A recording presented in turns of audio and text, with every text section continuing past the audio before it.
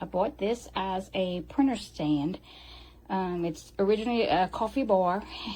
It's okay made, but there's a lot of defects, like the drawer, as you can tell, to open and close.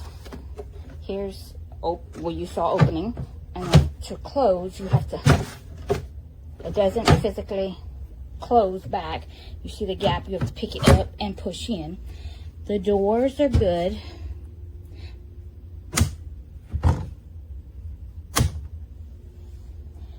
Would I recommend purchasing this again? I'm not really sure. Maybe if you wanted more like a decorator piece, but not for heavy duty stuff, because this shelf right here, as I don't know if you can see, but it's not sturdy. I also came with missing pieces.